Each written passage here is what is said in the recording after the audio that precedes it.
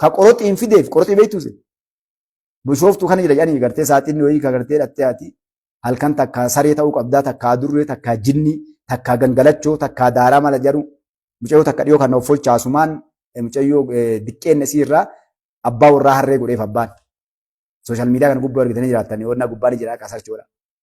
Haga ilmi namaa laala dhiira harreen itti galee ilmoo isaa harreen akka itti galtu godhee akkasi abbaa qabeenyaa gurguddaa jechuudha. Kuni warra gartee wannaan dalagu qoroxii ittaniini warra sabsibe. Kun ammoo warra kalee dhiiga ilmaan namaa gannaqee qotee bulaa kenna naannoo keessaa Finfinnee kana ilmaan tuulamaa kana asii yaxaa'ee hadaama bakka jiru bara amma hadaama meeqabboo jira hawaasni keenya. Bakki hunda ganda keenya hunda keessaa booyaa jira zaalimni ganda hunda jira hattuun ganda hunda jira.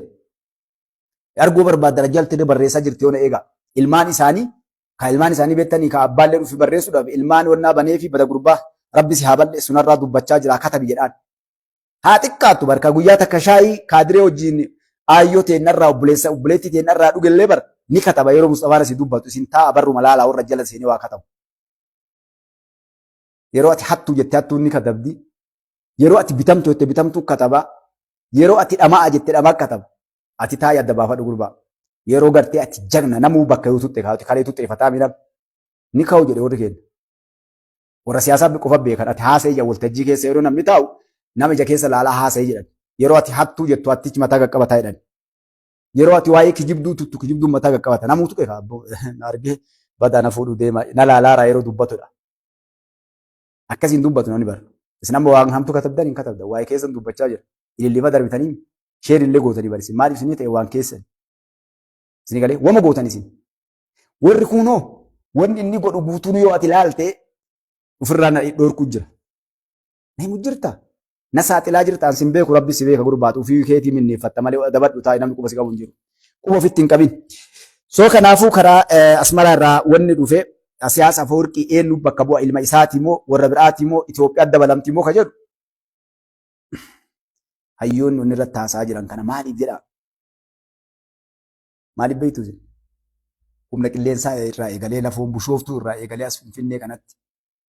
Ajajjuu waliigala ministeera raayyaa ittisa biyyaa irraa eegalee fiildi maarshaal Biraanuu Juullaatii fi Yilmaa Bardaasaatii fi mammagaalaan Oromootii fi mammagaalaan Itoophiyaa guutuun isaaniitu maal jechuu jiran beektanii asab baaleen ta'ee booleen ta'ee ni finnaa jedhan. Isin hattuun ta'e Itoophiyaa qofa keessa seetanii Eertiraa keessaa illee irra balabaa jiru. Eertiraa keessa achi qofaa miti. Tan qofaa miti bara. Ijipti gilaal halkanii guyyaa addan beektoom. Maaliif ergamtuun isiin qabdu umrii isii guutuu keessa kaleessa warra Itoophiyaa takkatti afaan tokkotti jedhu Itoophiyaa keessa ijaaratanii qaban gaarii dalleenni guddaan as keessa ture duraan. Dalleenni guddaan afaan tokko ummata tokko saba tokko dhee musliimaaf sabaa sablammootaaf Oromoo kaan Madagaskaarii galchee kaan Makka warra galche ture. Sanaaf bichuun ganamaan dhufee musliima masgii onnaa ol naqee 4 kiiloo itti azaansise. Shayxannii fi falfalli jarri 4 kiiloo keessatti awwaalti ni beeka kaabbichuun maatii musliimaa irraa dhaltanii ni beekani bara. Azaanni shayxanni yeroo azaanni bahe dhuufuu jisaa baha jette olumaa hin garte. Yeroo Allahu Akbar itti jedhan xuu baxatatatu dhaalli ta'in tara. Hin dhaabatu haga azaanni sun dhumatutti qilee irraa of kaa'ee biyyaa baya. Yeroo inni gartee abboo kaa warri eenyuuf addu jedhee kaa azaanni kun gartee maqaa waamichi rabbii kun irra buutee dhumatee irraa hafe as deebi'ee inni ammallee abboo ebaluu jira jedhee as deebi'ee iqaamaa duubaatti naqan. Ammallee irra dhaagarte osoo jidduu tan akkasitti naannoo musliimaa kana gartee gad dhaabatee takkaa waan dalayne qiyaamaan itti geetti. Kanaaf bichuun ni beekaa 4 kiiloo geessee tuban gartee maqaa afxiraatiin dhaqee koottaasin lugadhaa azaan irra keette. Akka jawaarfaati barcumaa jala seente gaafas hin beektanii. Jawaar takkatti yeroo inni ol seenu kaameraan argachiin duuba tana buutee rabbii kee gaafadhu. Maaliif warra leenjisee guddisee achi keessa jira yoo inni ol ba'ee achi mataa ol qabatee assalaamu alaykum wa rahmatullahi wa barakaatu. Baa guyyaa kana rabbiin nu gahe alhamdulillah jedhee osoo eenyu barcuma jala mataa kaate. Inni maaliif ni saalfata? Ilkaan nuuf nyaata beekta inni Itoophiyaa keessatti naannoon Oromiyaa waaqeffata. Naannoon irraa gadaaf sabaa sablammootaaf kun maal jedha jawween? Atlaantaan nuun jedhe bara kiristaanaa. Musliimni yoo jawwee jennaaniin maqaa Muhammad duubarra jiru kanaaf addunyaan gartee waa'ee bilisummaa keenyaati waa hundarra waan nu goote nutu beekaa jedhe.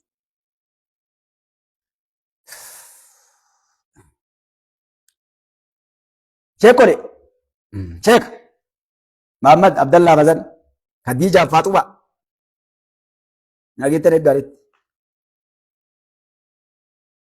bara waan ajaa'ibaa takka jira Oromootiin dhiifa wallee naa godhina. Tokkocha kana jedha gariin kan musliimaati barkun. Gurbaa kana maqaan islaamaa tumsaa jedhani. Si islaamummaan nagaa kun odeen gaddalaa eettanii umar jettanii umar eenyu bara. Amma gartee suufii fi waabii jedhanii amma biyya walitti dha'e kana gartee. Warra daafeetu jira addunyaa tana keessa.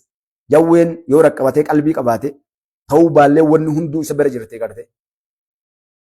Namni gariin addunyaa tana keessatti ilma daafeetu jira bakka inni gahe kan dhiigni lubbuun namaa gartee jiru. Ka ilmi namaa itti waliin galle karaa inni bahe. Ilma daafee jedhaniin. Hin kadhanne takkas du'aa keessa kan namsa hin kadhanne bar du'aa hin kadhanne. Yaa Rabbi ilma daafee intala daafee daafamaa raafamaa balaa halkanii balaa guyyaa. Yaa Rabbi nagaa nu baasin jettaniis yoo tanan kadhanne bar du'aa hin teessan. Allahu akbar. Yaa Rabbi nagaa nu oolchi nagaa nu bulchi. Sigalee eega Rabbii kan kee dilii tan teetti mattee andilaan cubbaa'u yaa Rabbi kiyya dilii cubbuuti yanaa dhiisi. Yaa Gafuurur Rahiim. Na beektaa ana keessa kiyya waan an keessa oolee bulu. Yaa Rabbi ilma daafee intala daafee daafamaa raafamaa balaa halkanii balaa guyyaa. Akkas ta'a Oromoon teenna beektaa ka eegee dhiigaa jetti ilaala. Ka harka dhiigaa Oromoon tun illee baraa dur akka itti kadhattu yeroo kadhattu waan ajaa'ibaati. Warra yeroo inni siyaasaaf gabba illee dhiigni namaa jigu jira innaa lillaahi wa innaa ilayhi raaji'uun.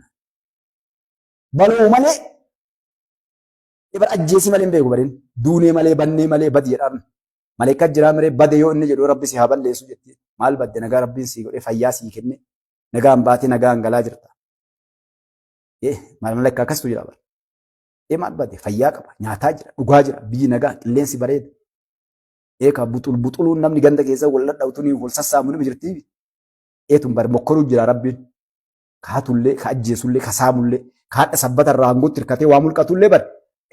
Wariin nyadha fudhatu laalin sirraa abbaa. Kasaara jira. Isa kana malee bar nagaan baatee galtaa subhaanallah.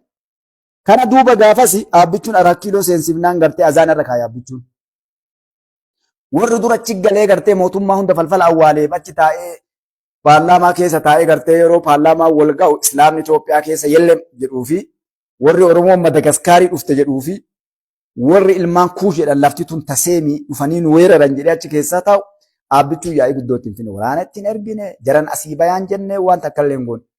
Masaraan kun masaraa gartee haamiliin killee ijaaruu charchii miti akka isin jettan sani bakki kun charchii miti mana mootummaatiif beenaa muuzeem goona jedheeniti.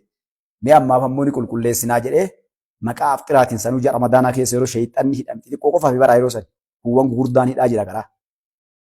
Gartee sheeyxana waswaasul kannaas gartee qalbii ilma namaa kana ka yoo islaam bira islaam fakkaatu yoo kiristaana bira kiristaana fakkaatu hin jiru xawlawaallee ka bakka inni eebaluu isaanii hin dandeettu bira akka inni oolu. Yeroo garii islaama namni kun islaama jettaan yookaan kiristaana jettaan badaa pirootestaantii bara waaqeffata laga hundaa dhaqeen laga hundaa bakka hunda dhaabbata gaafa waaqeffataa illee keessa jedhan irreecha illee dhaqee bishaan facaafata. Gaafa gartee ortodoksii illee dhaqee kiristaanii bakka hundaa inni marga. Dhaabbatee tubachi rabbiin isiin haa ga'u. Ebar islaama ittaan ta'e laafdetta. Unkaan adarrasaachuu jedhaan. Dhaqee bara amantii namaa unkaan adarrasaa eegate amantee bara. Yoo kiristaana bira dhattee guyyaa gartee dhaloota Iyyasuus warri jedhu yookaan ammoo rabbii kennanii baga isiniin gahee yoo jette amantiin teessan haqaa jetteen jechuudha. Gadiin namaa yoo hin beekne illee bara dhaalumaa irraa gaafadha. Yoo guyyaa ortodoksii ayyaana qabdu dhattee unkaan adarrasaachuu jetteen fudhatte abbaa. Bishaan nannaqaa jalatti deebi. Maal goota ibaadu? Yoo guyyaa waaqeffataa dhattee gartee bakka irreechaa san dhattee bishaan facaafte shirkii ajaa'ibaa seentee yoo amantii warra na goote deebi ofirraa.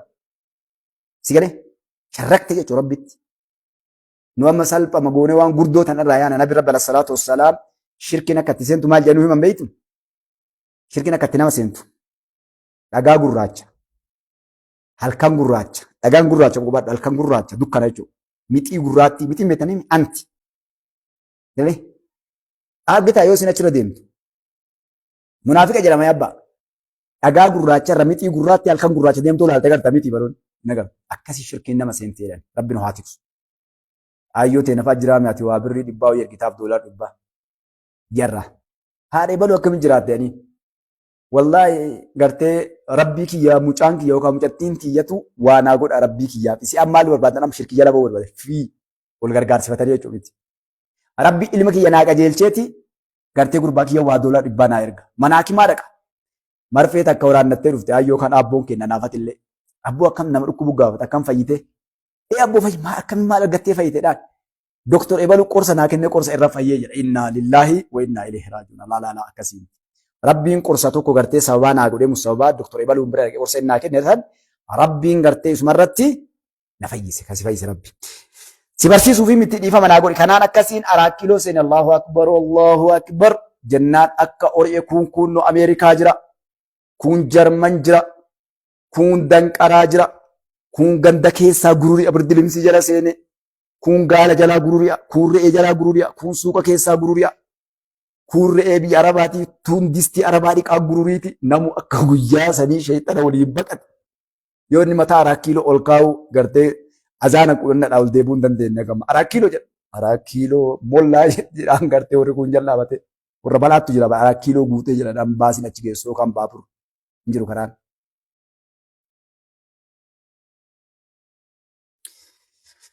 Kanaaf Asiyaas Afoorqii faatii dhaabbichuun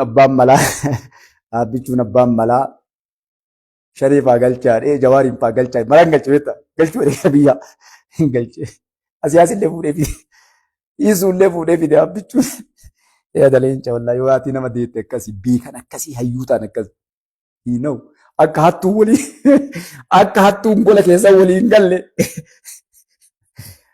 Eegaas mara dhaqee fuudhuu hin danda'u balaa guddoo dhufaa ganni humna godhatee biyya deebisee ijaaree qoshaashaa kana keessaaree hattuu tanneen hunda gartee kakkabalee hunda galche. Inni dhullee barabbaan mala hin tuqubat. Hin tuqu addallee mana murtii keessa paarlaamaa bakka hunda keechiifti. Hattuun deettee caqalawu buuti. Maal godhe akka gadiin hin baane qofa godhe alatti birriin takka alatti hin baatu. Isaan bahuu hin danda'an birriin hin baane booleen illee hin baatu. Gartee bilaak maarkeetii kana keessaa yaaltee kontirobaandii keessaa yaaltee jalla hin jiru. Olola oofuu eegalte. Isuu fide yeroo inni isuu fide abdii kutate. Isuu akka goote waswaastee Ijiptiif jawween faati. Isuu akka goote waswaasanii isuun dhaabbichuu wal dhabe. Dhaabbichuun karaa waliigalee waliin taa'uu fi miti. Waliin taa'u taate tolte dubbiin. Taate. Maal godhe? Yoo isuun guyyaa duraa saniin galchini yoo jala galchee dhiise osoo horiitee dachaati sharri shunkurtii qottiifi. Shunkurtii qottii.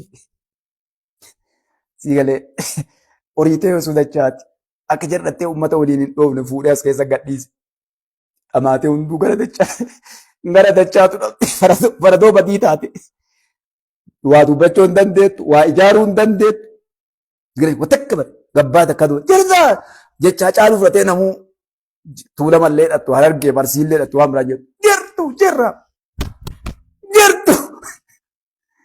Jawaadha gadhaqee arsiiti sareen naa nyaattu akka itti uummata akkas godhe booji diidaa lafa. Diidaa hoo jedhee. Allahu akbar inna lillahi adaadamni yeroo dhama'e. Yeroo waan takka bargartee jaalala takka beektanii hubbaaddaa.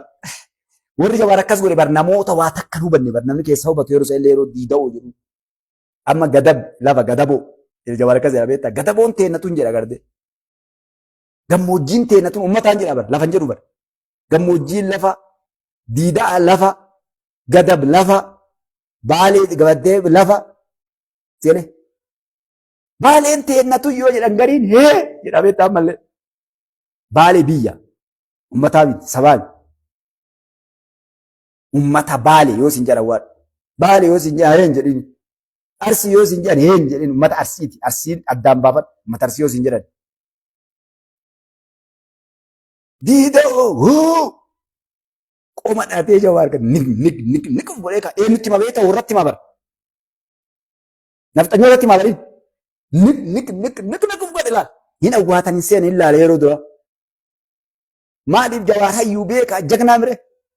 Inni bar qotee awwaaluu jira ilmaan sikkoo manduu bar. As laalaa jedhaan kaan akka isin gartee sodaattan ana isin garsiisa. Uummanni arsii waggaa meeqa namni sodaachaa bahe ilmaan sikkoo manduu tabilii hin salphifne. Warra mootummaa tokkoyyuu jilbiifachuu dide. Kan isin jettan aanabbe akkas wallaahi jawaar bara waan jedhe beektani Oromootaan akkana goona akkana arsiin hadhiisaa ilmaan sikkoo mandoo dhiisa birrii irraa guuraa waan biraa isaan hadhiisaa dheen. Anatu beeka wallaahi akkana jedhe namni hedduun ni beeka. Isa arsii jedheen Oromoo haa qabannu taawwan. Uummata Oromoo haa ijaarree qabannu. Qunnaa namaa safaraniin ufii safarachuun hin hafuu jedhan. boolla shiraa hin qotin. Yoo qotte gadi hin fageessin. Situtti badala. Osoo qarree isii deddeemtee namatti darba jettu keessattuu fagarta abbaa. Jagni, beekaan, leenci, qeerransi, qeerransaaf leenci. Adurree gartanii sanyii bineensaati miti.